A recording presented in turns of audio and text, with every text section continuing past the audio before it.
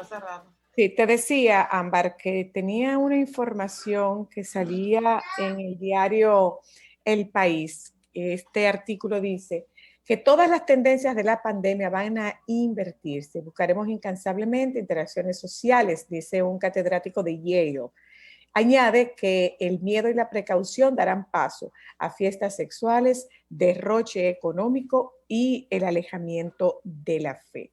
En este artículo que publicó el diario El Caribe, cita al catedrático de la Universidad de Yale, Nicholas Christakis, que vaticinó que el miedo y la precaución dejarán paso a las fiestas sexuales, al derroche económico y un alejamiento de la fe religiosa a partir de este 2021. Esto sirve un poco de alfombra para el tema que vamos a tratar esta tarde con mis colegas César Castellanos, Jorge Morillo y Vicente Vargas.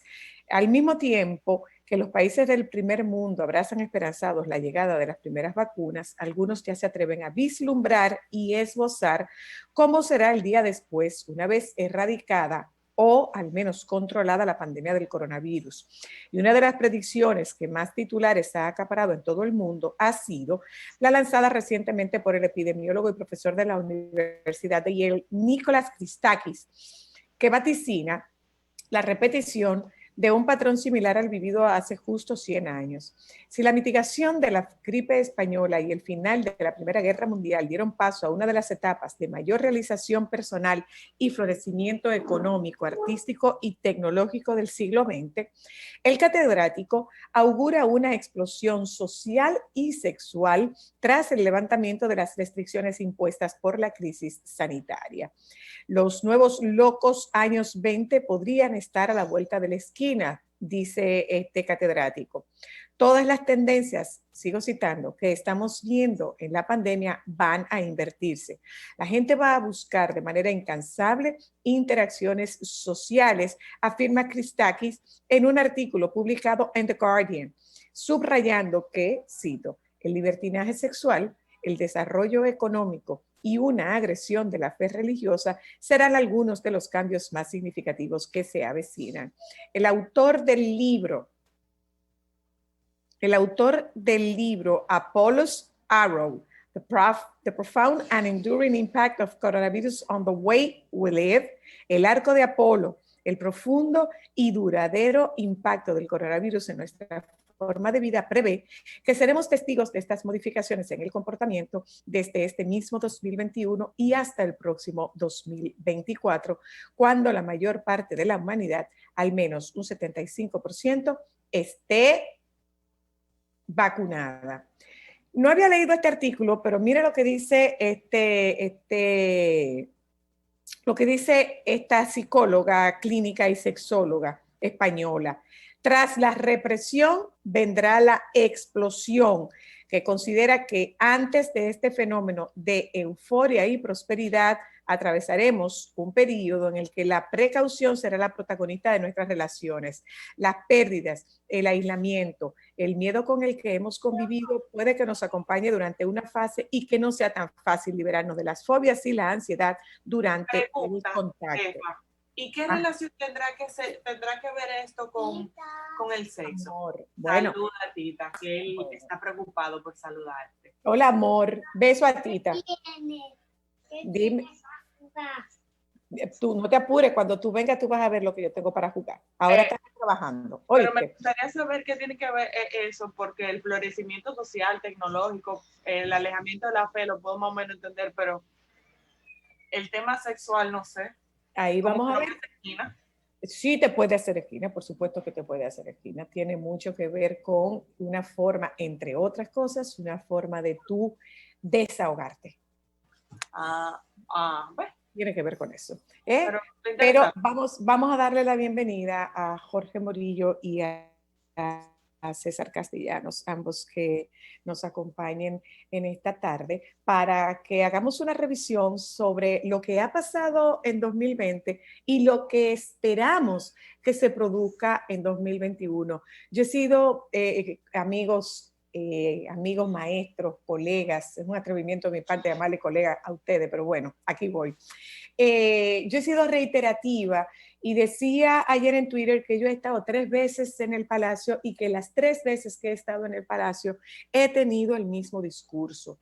Prestemos atención a la salud mental, prestemos atención a la salud mental, que a mi entender y por lo que estoy viendo en mi consulta es la más afectada de todas las aristas de afecciones humanas que tenemos producto de esta pandemia, pero no le estamos prestando atención. Decididamente no le estamos prestando atención.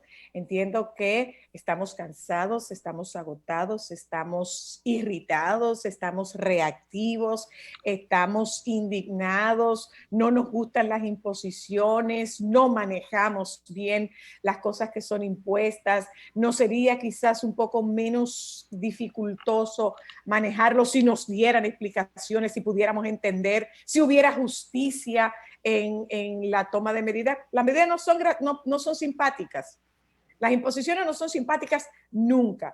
Pero bueno, de esto, no sé si ustedes tuvieron la oportunidad de escuchar este titular que yo leía antes de que comenzáramos, y es de un catedrático de la Universidad de Yale de nombre Nicholas Christakis, que ha vaticinado libertinaje sexual y derroche económico tras la pandemia.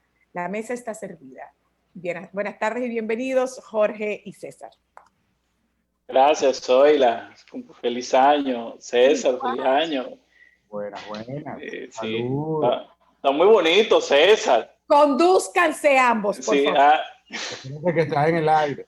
Déjame aprovecharlo para saludarlo. Adelante, maestro, yo le sigo. Ajá. Marca la pauta. Está bien, gracias. Yo también te quiero mucho. La mayor manifestación de amor que ustedes van a poder ver es los ahí ellos dos. Bueno, yo creo que Zoila puso el tema de forma muy estratégica, en el sentido de que no solamente en la República Dominicana, sino que ha sido una tendencia mundial, con honradas excepciones, por supuesto, como siempre. El hecho de que el manejo de esta pandemia ha sido marcadamente reduccionista en su enfoque, ¿no? Lo que quiero decir es lo siguiente: es iluso pensar, es sencillamente cándido pensar que el manejo de una pandemia como esta es un problema médico, es un problema de un virus, o que es un problema de una mascarilla. Es decir, el hecho de haber reducido el abordaje de esta pandemia a 3 elementos centrales desde mi punto de vista, cada uno más errado que el otro. Por ejemplo, y el primer punto, construir una narrativa donde la gente es la que tiene la culpa, donde esta pandemia es culpa de la desobediencia, de la no obediencia de las normas, de la inconsciencia, el yoísmo, del placer, del no hacer caso. O sea, es una narrativa desde un yo padre castigador que le da pao a los muchachitos porque no se portan bien y tienen que ser castigados. De hecho, fue explícito el discurso así, el más reciente, como justificativo para reprimir más a la población con un toque de queda hasta desde las 12 del día, diciendo que era porque no se habían portado bien y que en razón de eso había que reducir el horario. O sea, hay una narrativa de un yo padre castigador que culpa a la población de la ineficiencia de las autoridades. Ese es el primer punto. El segundo punto es que el reduccionismo es que se desprende de esa perspectiva de culpar a la gente, es la represión. Entonces, la opción más visible del manejo de una pandemia en este contexto ha sido sacar a la policía que dé golpe a la gente, ¿no? Y meter preso a la gente, y tener a la policía en la calle, y perseguir a las personas, ese tipo de cosas, donde, bueno, el resultado es que las personas entonces se sienten, en primer lugar, atemorizadas por ser apresadas y en segundo lugar, indignados por ese tipo de manejo, ¿no? Como si fueran delincuentes en la calle. Siendo que el resultado del primer tema que planteé, de ese manejo de culpabilizar a la población, es un llamado al infantilismo en el comportamiento de la población, ¿no? Para yo poder ser el padre castigador, te convierto en el muchachito rebelde al que estoy constantemente vigilando y dándole pau pau para que se porte bien. Y creo que el hecho de mantener ese discurso de culpar a la gente y reprimir policialmente, aunado al hecho de reducir el abordaje de esto a un problema de un virus en el aire, sin concertar e incorporar los conocimientos existentes hoy día en la ciencia, desde la ingeniería social hasta los modelos de cambio de comportamiento en salud que involucran a las comunidades, que utilizan la inteligencia comunitaria, que utilizan la creatividad de la participación social, que tratan de generar respuestas creativas desde las propias personas hacia el bienestar común, etcétera. Lo que ha generado es, bueno, el desastre mundial que tenemos, donde desde mi perspectiva, con el único intención de meterle miedo a la gente, con la idea de que el miedo va a hacer que la gente se frene. se porte bien, ¿no? Porque un poco ese es el discurso. Lo que genera todo esto es que las noticias, el manejo que se ha dado en los medios de comunicación tiene que ver con el contar números de infectados para generar miedo cuando es una enfermedad de muy baja letalidad. Y realmente lo que deberíamos estar contando es si realmente cuántos muertos van. Entonces tenemos un país como la República Dominicana que en un año de pandemia tiene menos de 2.500 muertos, a una cifra tan baja como la que pudiera haber ocurrido en cualquier Semana Santa aquí en el país. De modo que han creado todo un boom y un escándalo, a mi juicio, totalmente innecesario, afectando el sistema de salud, el manejo de otras enfermedades. Los pacientes con VIH están teniendo muchos problemas por la desatención que está habiendo, los pacientes diabéticos, los pacientes cardiópatas, los pacientes nefrópatas. Hay todo un problema serio ahora en el sistema de salud por haber nucleado una respuesta ante un boom totalmente innecesario desde mi punto de vista, y que responde a las directrices de organismos internacionales, pero que nosotros necesitamos una respuesta nacional centrada en nuestras características epidémicas. Entonces, el resultado de todo esto, aparte de muchas cosas que pudiéramos analizar, es que para la salud mental es realmente devastador. Entonces tenemos una población entre infantilizada, inutilizada, aterrorizada y culpabilizada. Entonces nos movemos entre núcleos de la población que están en pánico a núcleos de la población que están esperando que papá les diga qué hacer. Y por tanto están neutralizados, ¿no?, en su capacidad creativa de generar respuestas. Y hay un grupo de la población en rebeldía absoluta.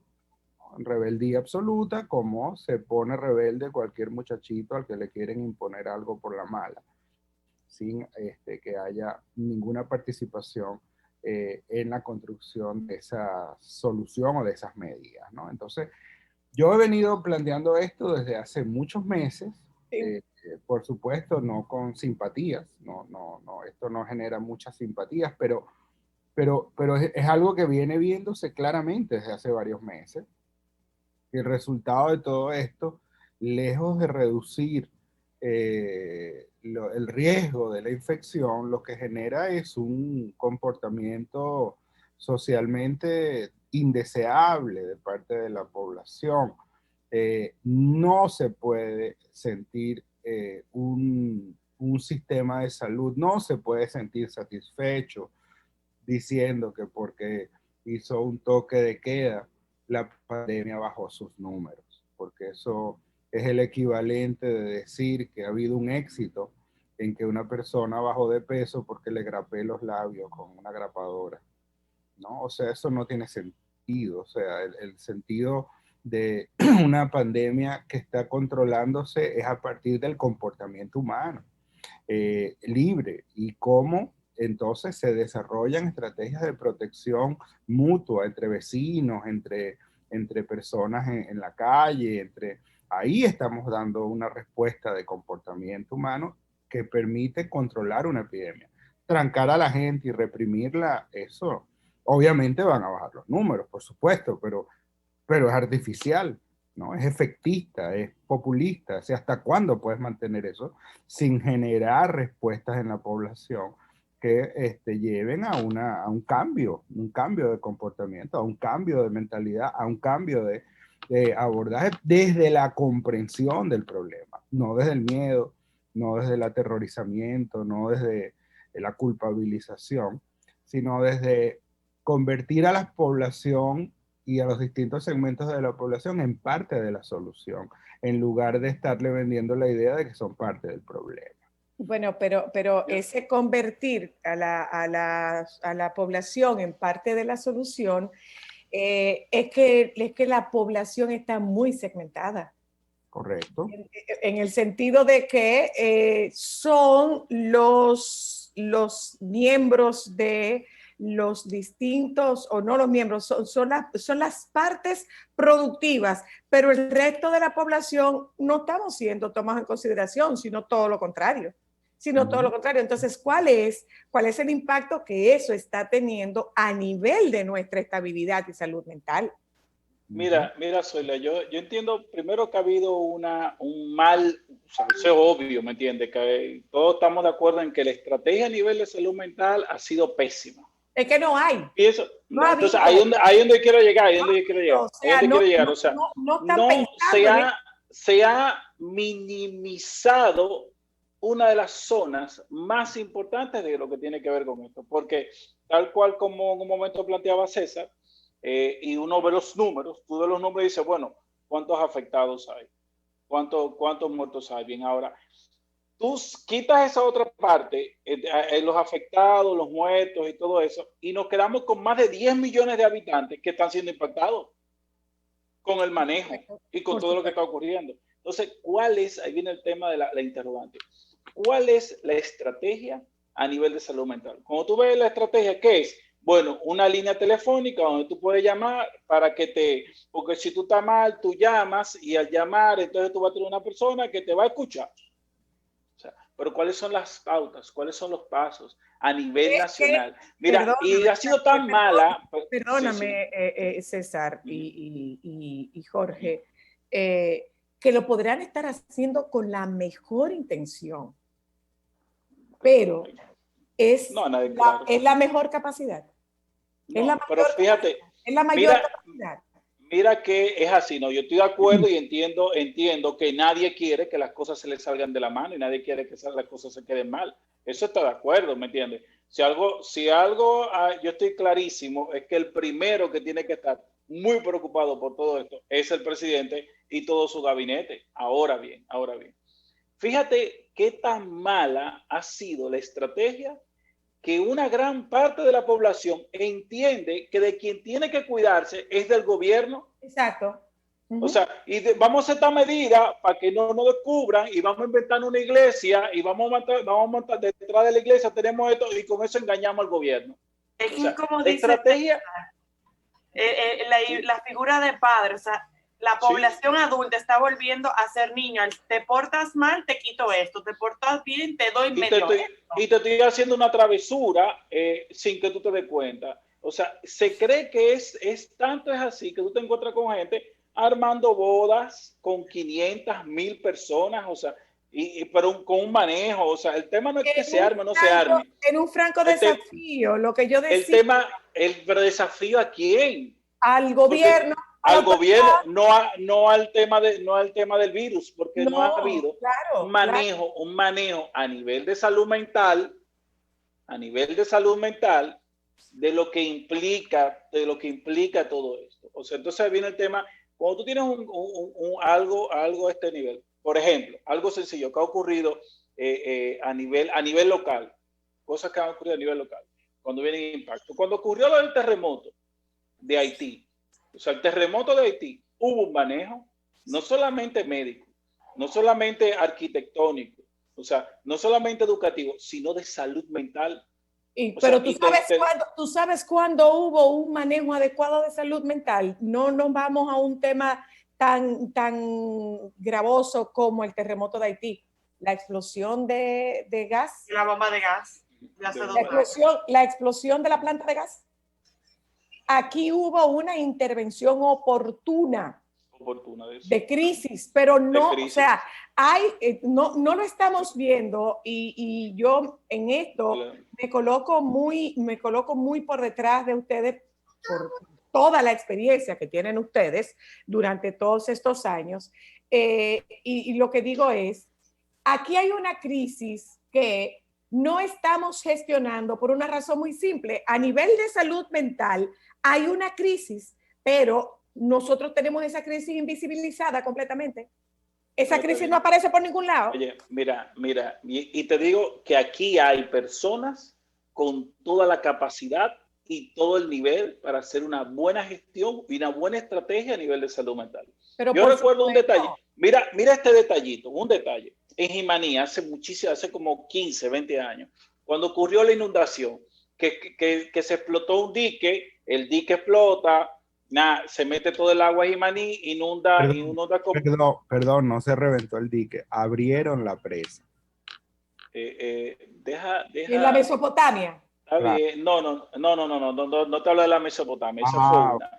La que te estoy diciendo fue en Jimaní, cuando en la montaña que está ahí, pusieron unos diques, porque cuando llovía el agua bajaba con mucha intensidad. Entonces los diques, que era para contener, se fueron rompiendo, solo quedaba uno y ese se rompió. El de la Mesopotamia fue otro. Fue otro. En esa gestión que se inundaron como 10, 15 manzanas.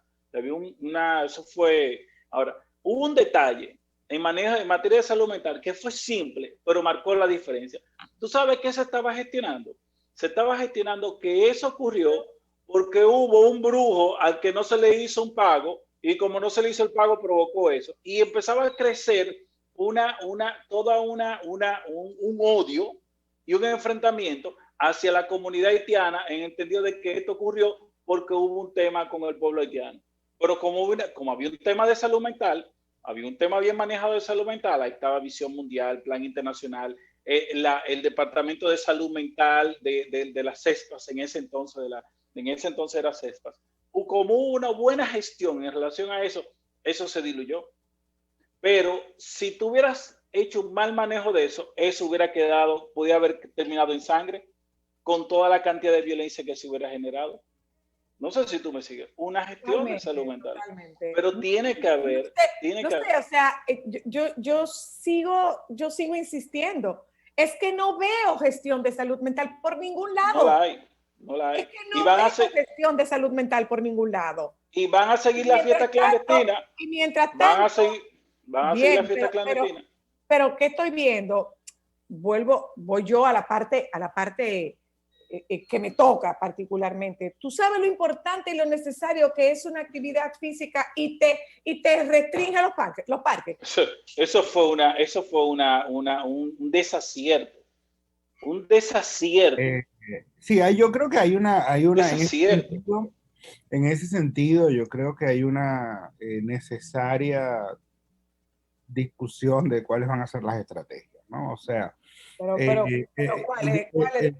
No, en el sentido de que, bueno, o sea, obviamente un toque de queda va a enlentecer una epidemia, obviamente, por las razones que comenté antes. O sea, si el objetivo es que una persona no se pare de una silla, bueno, lo amarramos y no se va a parar, pero bueno, eso no es sostenible, ¿no? Entonces, en teoría, un toque de queda va a enlentecer una epidemia, pero ¿cuál es el costo? Esa es la medida más disruptiva para un país, es la medida más autoritaria para un país, porque se trata de un proceso de cuarentena masiva, o sea, que cubre un país completo, que incluye cancelar eventos públicos, escuelas, lugares de trabajo, incluye la vida, disrumpir en la vida cotidiana, es decir, poner a las personas dentro de sus casas, activación de cordones sanitarios, policiales, militares,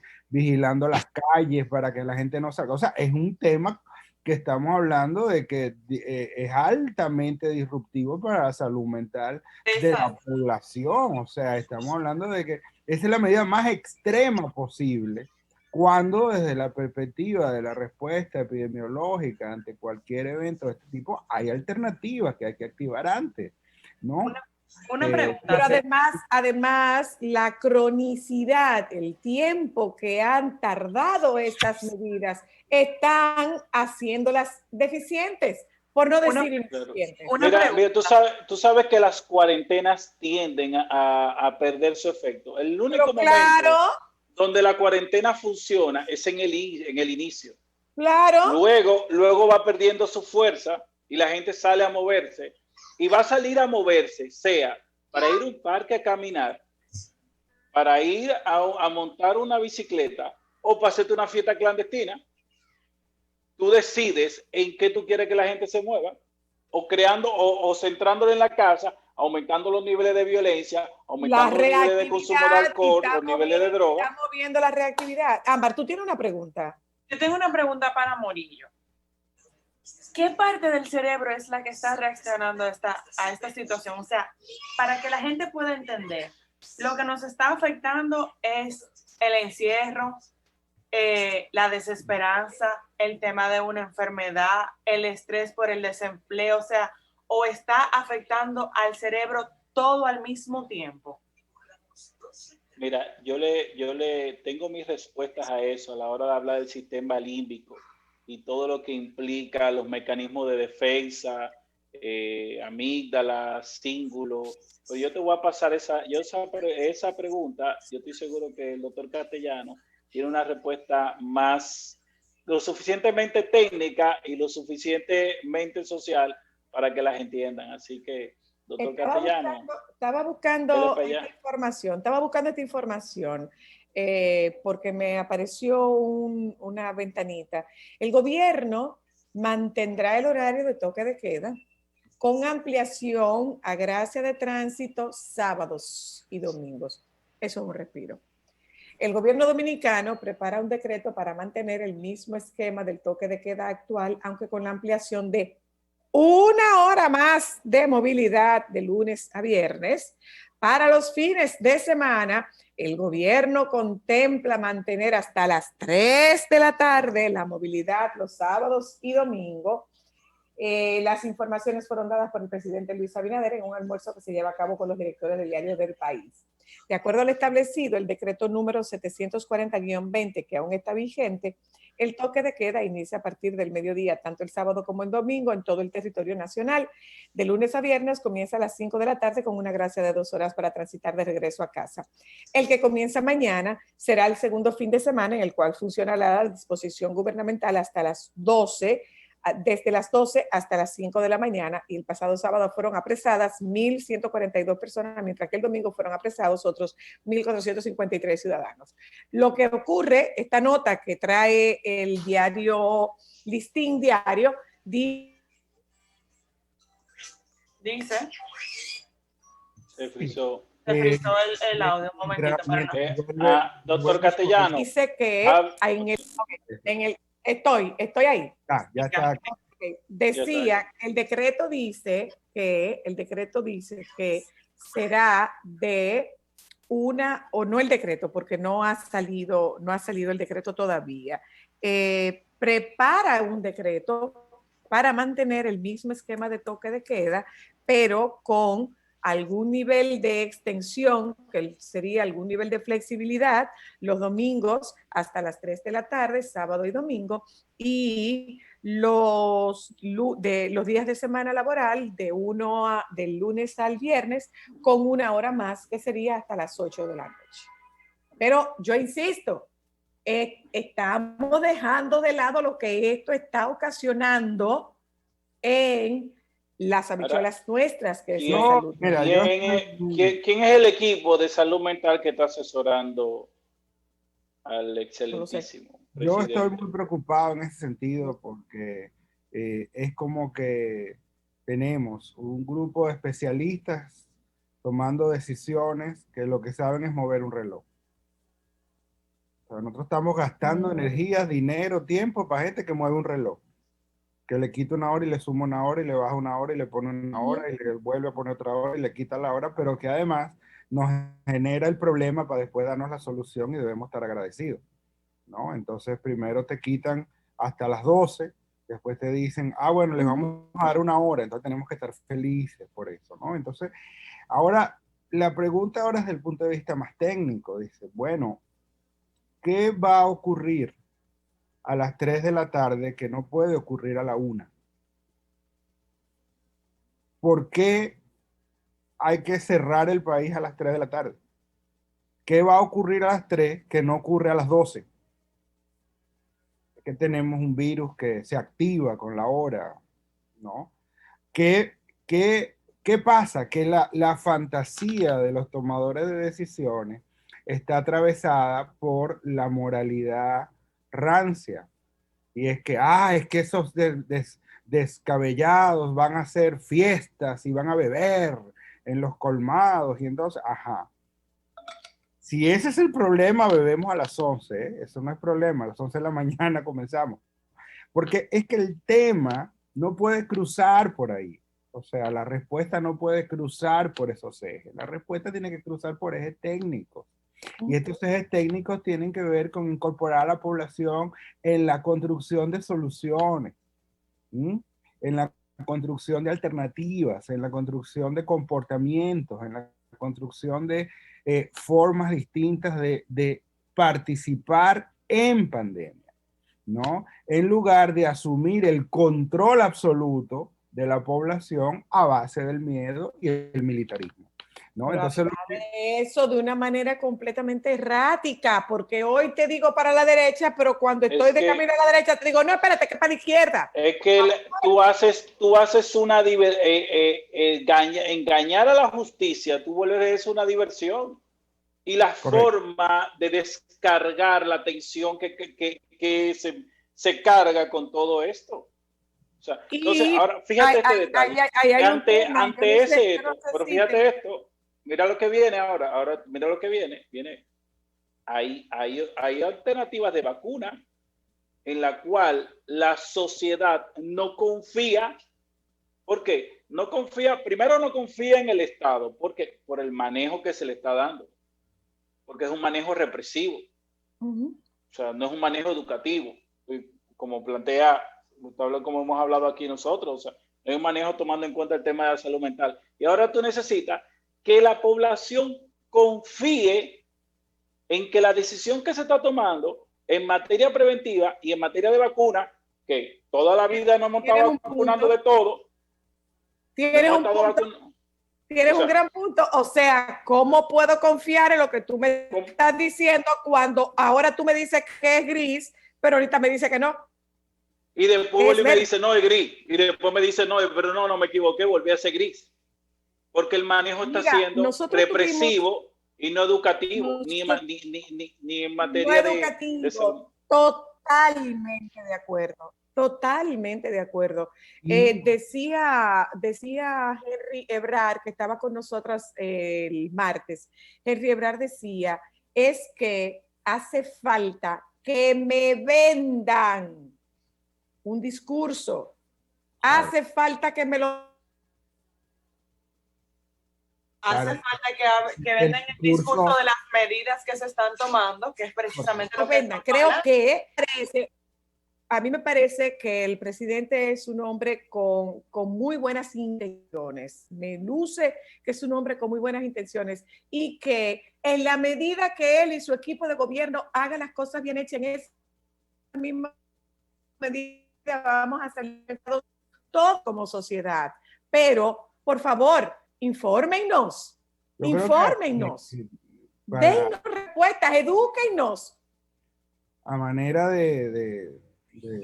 digamos, de entender un poco esto también desde la perspectiva de salud mental, a mí me preocupa también otro elemento, y es que la manera de responder desde la perspectiva de las medidas del Estado frente a la pandemia, han coartado, o las medidas que se han decidido coartan dos funciones claves del desarrollo humano. Uno, la autonomía, y el otro, la autorregulación. Son dos funciones que estimulamos en los niños desde que nacen, porque entendemos que son elementos claves para el desarrollo de una persona. Y resulta que este discurso sanitarista a ultranza, que deja la dimensión humana de lado, que deja lo psicosocial de lado, reduce el todo al enfrentamiento de un virus sin contexto, sin tomar en cuenta a las personas, sin tomar en cuenta su cultura, su cotidianidad, sin tomar en cuenta los elementos propios de nuestra esencia como pueblo. Entonces, eso, el obviar esto y el pensar que este es un tema de ivermectina y de vacuna y de respiradores y de unidad de cuidado intensivo solamente, nos ha reducido el discurso a una serie de lugares comunes que ya la gente sencillamente los ha obviado. O sea, ya no le importa a la mayoría de la población porque le empezaron a meter miedo con un cuco y le empezaron a meter miedo con un lobo que venía. Y ya todo el mundo sabe que el lobo no es tan grande tampoco. ¿Por qué? Porque vivimos en un país donde mueren entre 65,000 y 70,000 personas al año y resulta que de COVID no ha llegado todavía a morirse 2.500 en un año. Entonces, lo que la gente ve es que, como es realmente, que el 93%, el 95% del que se enferma de COVID se sana y ya y sigue trabajando normal. Entonces, esto no compagina con el exagerado reactivismo que ha habido, y la gente entiende que esto todo es una pantalla, ¿no? Y que obviamente comienzan a alimentarse todas las teorías de conspiración y comienzan a alimentarse todas las fantasías y todas las hipótesis que la gente puede tejerse, que probablemente muchas de ellas no tengan ningún fundamento en la realidad, pero le generan una explicación al menos a las personas de qué puede estar pasando, porque dice, bueno, pero ¿por qué tanta alaraca para un asunto que no ha mostrado tal nivel de agresividad, cuando, si fuera como nos han dicho que es, la mitad del país ha debido haber muerto ya? Solo Pero es por que ver. voy ahí, o sea, bien, estas son las medidas que estamos tomando. El objetivo de estas medidas es que no colapse el sistema sanitario, que haya disponibilidad, que no tengamos que podamos ayudar a la comunidad con la disponibilidad de camas, que podamos trabajar y sostener al personal médico y paramédico, que no colapse el sistema en la parte humana. Bien, pero ¿para dónde es? O sea, ¿por qué es? Yo lo que quiero es, cuando regresemos de publicidad, que se nos une el doctor Vicente Vargas, que nosotros revisemos cuál está siendo el impacto a nivel de salud mental de todas estas medidas, porque indiscutiblemente cuando hablamos de ese coartar tu autonomía y tu capacidad de autorregulación, eso tiene unas consecuencias.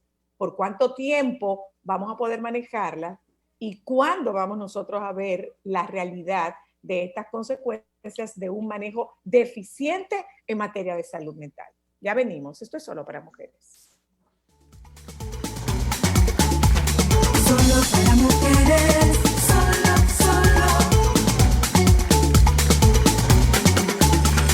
Solo para mujeres, solo.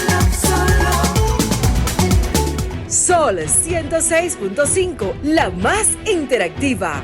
Una emisora RCC Miria.